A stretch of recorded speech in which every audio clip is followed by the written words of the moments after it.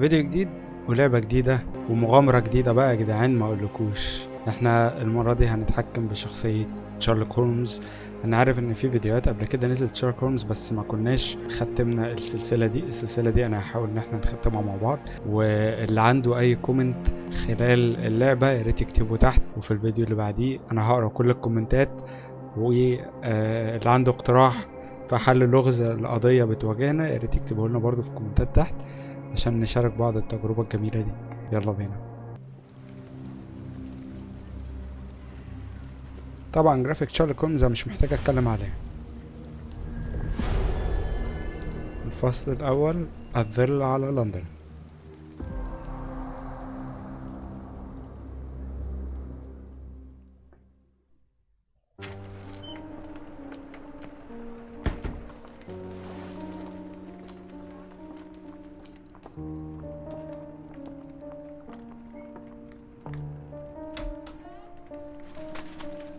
Dr. Watson, would you kindly close the door behind you so that we can limit the price of your carelessness to merely hours of work rather than days?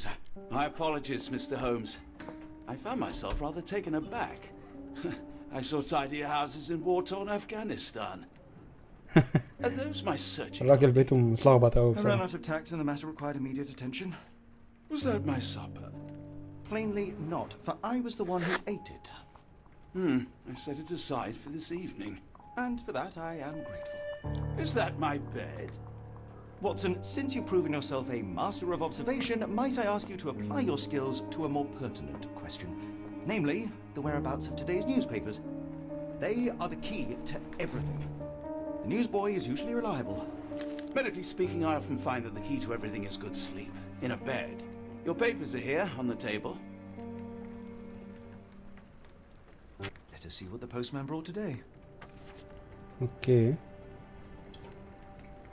مرحبا بك في اللعبة. استخدم WASD يا باشا، دي كلها يعني بديهيات. تعالوا هنا.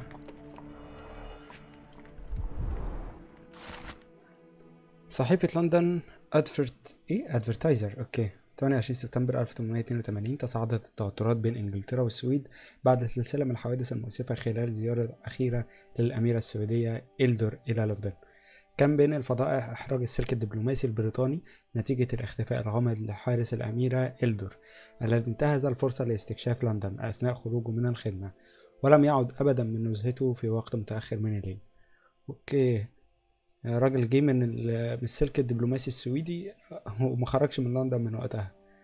يؤكد متحدث باسم الشرطة أنهم واثقون من أنهم سيعرفون مكان الحارس الشخصي لأنه ممثل مهم للشعب الإسكندنافي. أوكي. Local gossip, all of it uninteresting. ده Your order from Barnes' bookshop has arrived, Doctor. Barnes insists on delivering the books to our door, even though we could easily walk to his shop. That's good service. Another letter from Werner. I never reply, but they keep coming. طب ما تشوف، يمكن في رسائل مهمة من فيرنر ده. I don't see the strand. Where is it? Pardon me? I am on the precipice of uncovering a pattern of crime across London spanning many months and involving many men. The missing paper cannot be a coincidence. That's preposterous. My dear fellow, life is infinitely stranger than anything which the mind of man can invent. Well, life used your newspaper to wipe its posterior, so after that unpleasant discovery this morning, I disposed of it. But in lieu of the strand, perhaps I can deliver you something equally tantalizing. I have just returned from a patient of mine, Captain Stemwick, who... No, that will not do. Grab your coat, Dr. Watson. Let us hope nobody has collected the dustbin. اوكي.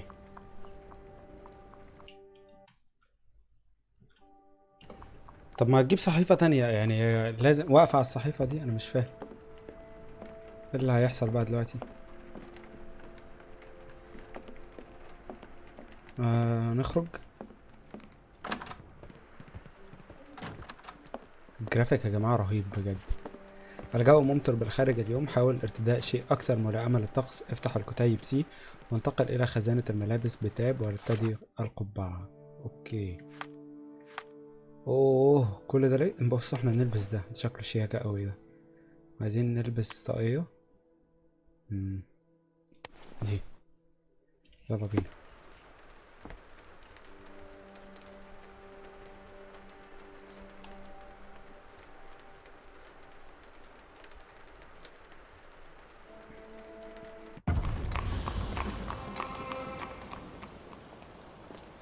The dustbin is yours for the digging, Mr. Holmes. صندوق القمامة. اوكي. هو ايه ده؟ ده ايه دي؟ A cactus spine. If it gets in your skin, it's awfully tricky to remove, and when laced with poison, the perfect assassination tool.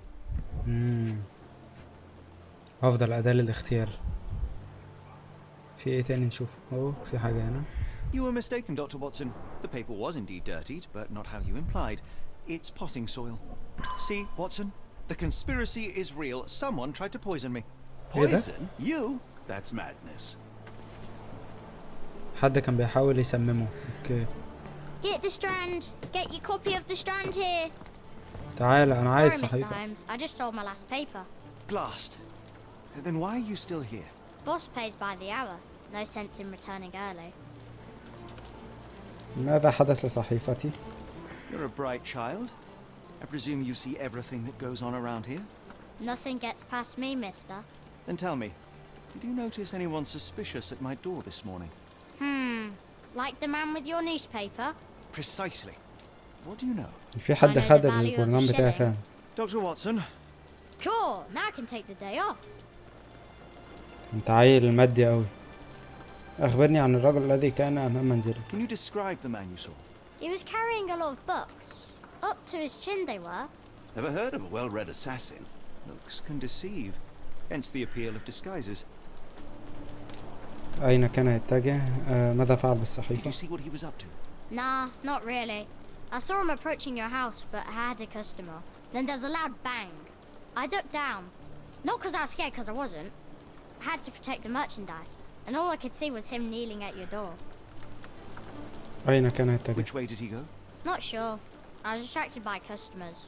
Sorry. All right. You earned your shilling. That'll be all. Thanks, Mr. Holmes. Maybe I could be your eyes and ears. If you have more shillings. متقلقش. لديك سؤال جديد في قصر العقل. افتح الكتيب بسي ثم انتقل إلى قصر العقل في الداخل. ثبت نصف دليل صحيح للإجابة على الأسئلة. ماشي. فين دي قصر العقل. من خرب صحيفة ذا ستراند؟ ماشي. احنا بنقول ان الراجل صحيفة ذا ستراند مفقودة. صحيفة لندن، شهادة موزع الصحف. احنا بنربط الأدلة دلوقتي مع بعض. كتاب من بارنز، شوك الصبار يحتمل أن يكون مسموم. كتاب من بارنز. لأ يبقى ده. بارنز قال بائع الصحف أن الرجل المشبوه كان يحمل كومة من الكتب، وهذا الصباح سلم السيد بارنز بائع الكتب المحلي رواية للدكتور واتسون. اوكي يبقى هو مش محتاجة يعني. شوك صبار الاغتيال ودوي عالي. يجب علي زيارة السيد بارنز. Come now, Mr. Holmes. Murder? Yes, Barnes has his quirks, but he also has his scruples. فين بقى Not every بارنز؟ pawn knows it's part of a game. يمكنك تثبيت الأدلة للوصول السريع للمعلومات في الكتاب. افتح الكتاب بسي. ثبت الدليل. مكتبة. هي فين المكتبة؟ أنا مش فاهم. اوكي اهي بارنز.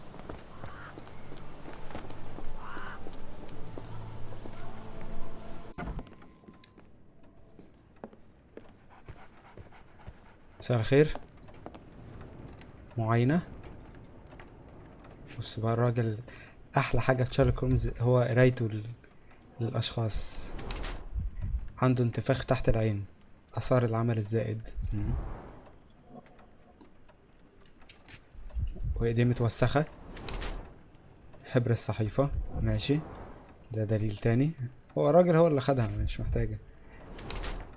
يتكئ بشدة على ساقيه اليمنى. التهاب في الساق اليسرى. اوكي. الكعب العالي يريد ان يبدو اطول.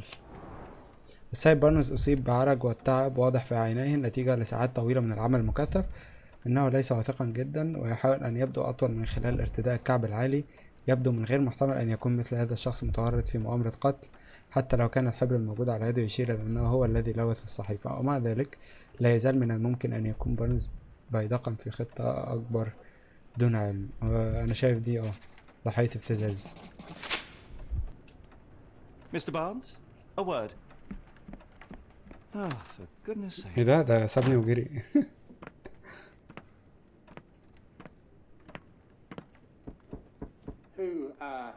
Who goes there?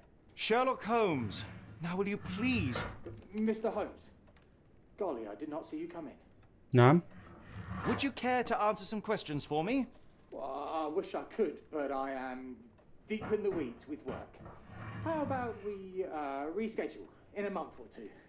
Come now, بعد Mr. شهر أو Barnes. اتنين. It will only take a moment. No, really deep in the weeds with important things. Well, help yourself to any book. Just take it and pay later. I trust you, Mr. Holmes. Barnes doesn't seem like himself. Why is he acting this way? You're asking the right questions, Doctor. Let's find a way to coax him out. اضغط زد لابتزاز المناطق التفاعلية. اوكي في حاجة هنا. The ladder is broken recently, judging by the freshness of the wood. اوكي السلم ده لسه مكسور من قريب. في كلب هنا. So, Barnes has a dog now. Who's a good boy?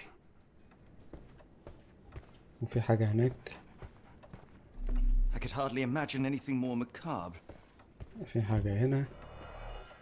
اوكي في هنا دليلين. ايه ده؟ فهرس للنباتات الغريبة على طاولة بارنز. اسم الكتالوج النباتات الأبدية من أجل الحب الأبدي. الحب الأبدي ماشي.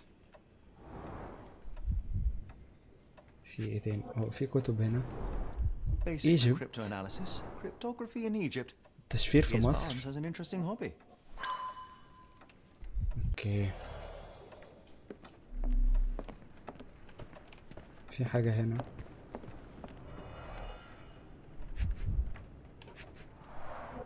The finest view London has to offer.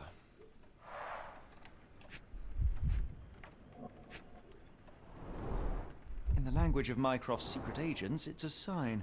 Dried flowers are replaced when the job is done. I wonder who the recipient is.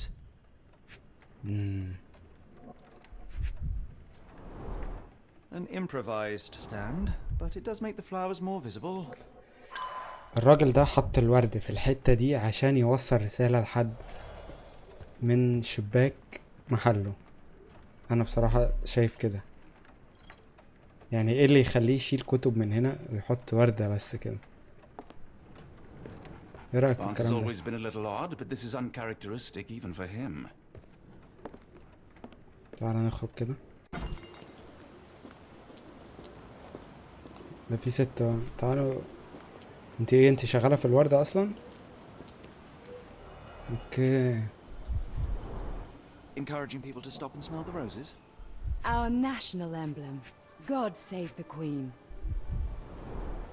It must take patience and care to produce a bloom so beautiful.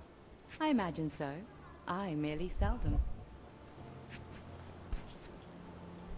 اوكي. Familiar spy. الصبارة. Is this what I found in my dustbin? The pot is damaged. The blow was severe, but softened by something. اوكي. شوكة الصبار دي اللي موجودة في Anything الباسكت tickle بتاع your الزبالة fancy, Mr. اللي Holmes? على باب شقتي. معاينة. تعالوا نحلل شخصية الست دي دلوقتي. تتجنب التواصل البصري أو مشتتة. ماشي. للتجميل أم الإخفاء بتحط مكياج. ماشي. دبوس الحداد لتكريم الزوج المتوفي. انت جوزك ميت. نسيج فاخر. ليس لباس العمل المعتاد. اوكي دي متشيكة ومروقة على حالها. يا ترى ليه؟ غيرت الأحذية عند الوصول. الجزمة بتاعتها مش متوسخة، خصوصا ان في مطرة برا. تستخدم السيدة فيلمينج المكياج لإخفاء خديها الملطختين بالدموع. فستانها مصنوع من قماش باهظ الثمن لا يناسب العمل الخارجي، لا يظهر على حذائها أي آثار للطين، لابد أنها غيرته عند وصولها، بينما تحاول دفن حزنها من خلال ارتداء الملابس الباهظة، إلا أنها لا تزال ترتدي دبوس حداد في ذكرى زوجها الراحل. نظرها بعيدا يكشف عن انفصالها العاطفي. على المرء أن يستنتج أن السيدة فيلمينج لا تزال تعاني من خسارتها المأساوية. ماشي. طب وعلى استعداد للمضي قدما. السيدة في المنج ترتدي دبوس حداد. ماشي، كل ده تمام. فستانها مصنوع من القماش، لابد انها غيرته من دنسول. اوكي. بينما تعتز السيدة في المنج بذكرى زوجها الراحل، فإنها تحاول المضي قدما بناء على مكياجها وملابسها. أيوة صح، أنا شايف ده، ده التحليل المناسب. Mrs. Fleming, you look particularly lovely today. Is there a reason? Does a woman need a reason to look or feel beautiful? No, but your distant فين look beautiful ده؟ suggests احنا you هنكدب. seek one man's gaze in particular. Who told you that? Nobody. Merely a keen eye and some simple deduction. Well, I'll kindly ask you to keep your keen eye to yourself, Mr. Holmes. تقديم الدليل. بص يا ستي، أنا عندي نبدأ عن السيد بارنز. Are you sure you're asking the right person? I'm just a flower seller. كتاب التشفير في محل بارنز. الصبار في وعاء متصدع. One of these things is not like the other. Come again? The cactus. Those fearsome spines can prove a dole to remove, and the sap is often toxic. And a rose thorn can give you tetanus, but we still grow them. The cactus seems comparatively harmless, though you have me thinking it must be valuable. I was under the impression that you knew its price already. Your guess is as good as mine. The first time I saw this cactus was when I came back from my break. عايز أقدم لها دليل تاني. شوك الصبار يحتمل أن يكون مسموم. Are you sure you're asking the right person? I'm just a flower seller. I don't know anything هو about في this, إيه؟ sorry. أزهار ميتة معروضة. What do you make of the flowers in Barnes' shop window? Well, they could use a bit of water. Do they mean anything to you? إيه ده Mean تفتكروا anything how? I'm not sure. الراجل بيحاول يشقطها ولا إيه؟ Why do you think they're there? Are you suggesting the flowers are for me? It أيوة. seems likely, does it not? يا ابن اللعيبة. I hope you're right. بارنز بيحاول ان هو يشد انتباهها. Are you sure you're asking the right مش person? دي. I'm just a flower seller. يبقى دي. Are you sure you're ولا asking دي. the right person? I'm just a اكيد مش flower هسألها ان seller. السلم جوه مكسور. I'm afraid I can't help with that, Mr. Holmes. مش هقول لها الصحيفة بتاعتي ضايعة، ملهاش علاقة بالكلام ده. Are you familiar with Mr. Barnes? Yes. No, not really. Well, in a way. What on earth does that mean? I know who he is, of course, but we haven't shared much more than a look. A look? Yes. Each morning I go انتي for a walk in معجبة the بقى. park with my dog, and most days I spot Mr. Barnes there with his new puppy, so we see each other. Actually, we once met briefly while our dogs played. He was quiet and seemed unsteady as he approached, but since then, we've never spoken. I often see him staring through the shop window. Sometimes I wonder what he thinks about that would etch such longing. thinks about you مثلا، يمكن يكون بيفكر فيكي. طيب احنا معانا أدلة كده، تعالوا نربط الأدلة اللي احنا جمعناها دي ببعض. تمام. ليه بارنز بيتصرف بشكل غريب؟ ماشي، أول حاجة تعالوا نعمل الوثائق والشهادات. صحيفة لندن، السيد بارنز متورط في المخطط. شهادة موزع الصحف. السيدة في المنج بخصوص بارنز. ماشي. ليه بيتصرف بشكل غريب؟ سلم فارس النباتات الغريبة، الورود للبيع، كتب التشفير، شوك الصبار، كان يحتمل أن يكون مسموع. أعتقد فارس النباتات الغريبة. أزهار ميتة معروضة. طيب يبقى أزهار ميتة معروضة والسيد في المنج بخصوص بارنز، دول صح. فاضل لنا حاجة من هنا، يمكن الصبار مسموم، لأ. يبقى كتاب التشفير، الصبار في وعاء متصدع، هي دي يا جدع. هي دي. ايوه، السيد بارنز يحب السيدة في المنزل. ده استنتاج انا كمان على فكرة. شيرلوك يعد بارنز باقة من الزهور الميتة اللي جذب انتباه السيدة في المنج بائعات الزهور. قد يأمل أن تأتي إلى متجرها وتقدم له نصيحة سقي، أو يمكن أن تكون ببساطة رمزا ليأسه. اوكي، يعني هو كان بيحطها عشان تيجي تفتح معاه كلام وتقول له الزهور دي لازم تديها شوية مية. أهداها بارنز بشكل مجهول صبارا، والذي طلبه من الكتالوج الموجود على طاولته خيار مشكوك فيه، لكن بالنسبة لبارنز رمز حبه الأبدي، لأن الكتالوج يصف هذا الصبار على أنه خالد. بشكل واضح هذا هو نفس الصبار الذي أسقطه على صحيفة ذا ستراند خارج شارع بيكر. الآن حان وقت سماع القصة كاملة. يلا بينا. I think perhaps I have been chasing shadows. Do not despair, Mr. Holmes. Even the best of us make mistakes. اخرج لي بقى يا باشا كده بعد We اذنك. better tell Mr. Barnes what we've learned. Mr. Barnes, I know what you did, and I know why you did it. I'm sorry, Mr. Holmes.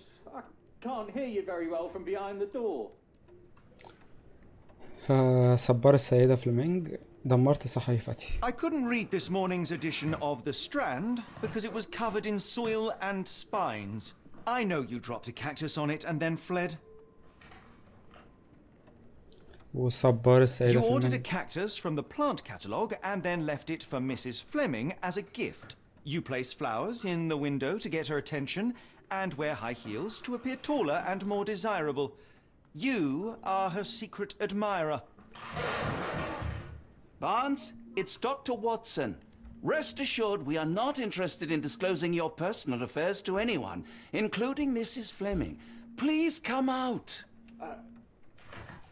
All right then.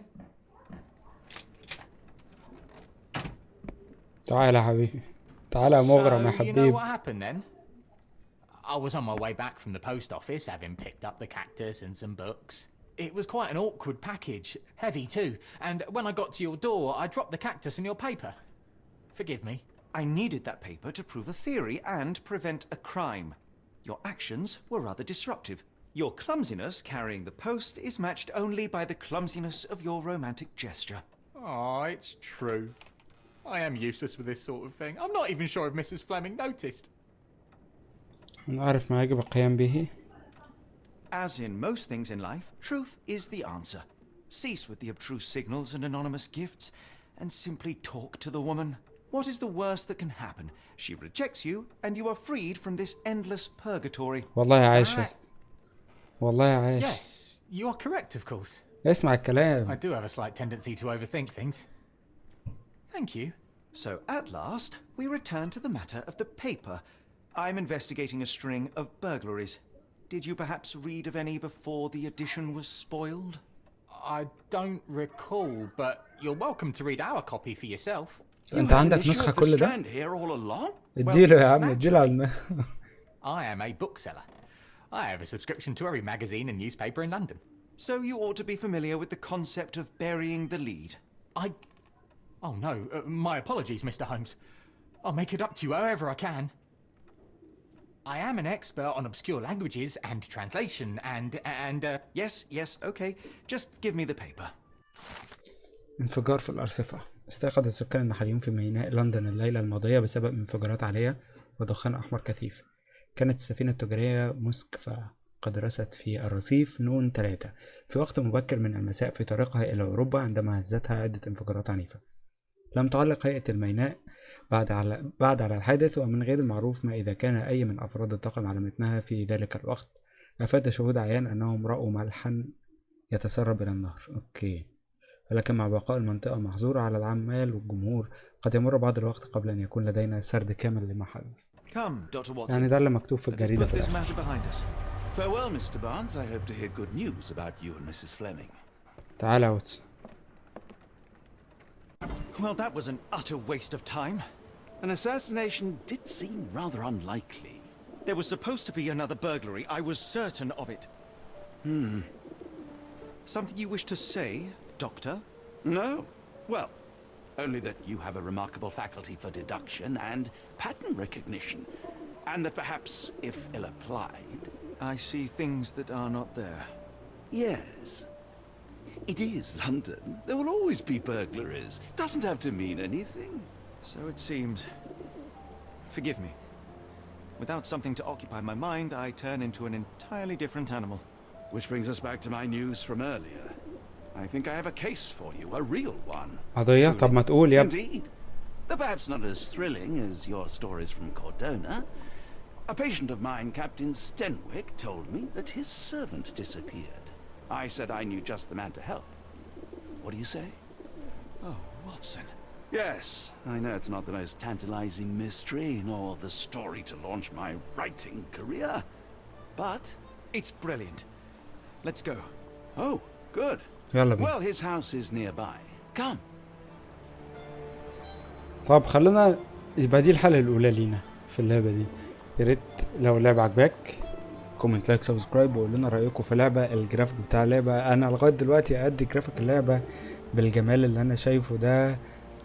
بصوا مش هكدب عليكم، انا حاسس ان في احلى بصراحة، فاعتقد ان هي تاخد ممكن نقول 8/10 7/10 في الرينج ده بصراحة، لان هي الجرافيك حلو بس كان ممكن يطلع احلى من كده. اسلوب اللعب مشابه جدا لاسلوب اللعب بتاع شارلوك هولمز والسلاسل القديمة اللي اتعملت شارلوك هولمز، فالموضوع يعني اسلوب اللعب ده مميز جدا جدا للعبة دي بالذات، يعني مستحيل تلاقوا اسلوب اللعب ده في لعبة تانية، فانا عاجبني الاسلوب ده والستايل ده لايق جدا على شارلوك هولمز. معرفش انتوا رايكم ايه، فكومنتات لايك وقولوا لي رايكم، سبسكرايب عشان تشوفوا الفيديوهات اللي جايه، ونبدا تحقيق في اختفاء الراجل اللي احنا هنروح له دلوقتي. اشوفكم فيديو جديد، باي باي.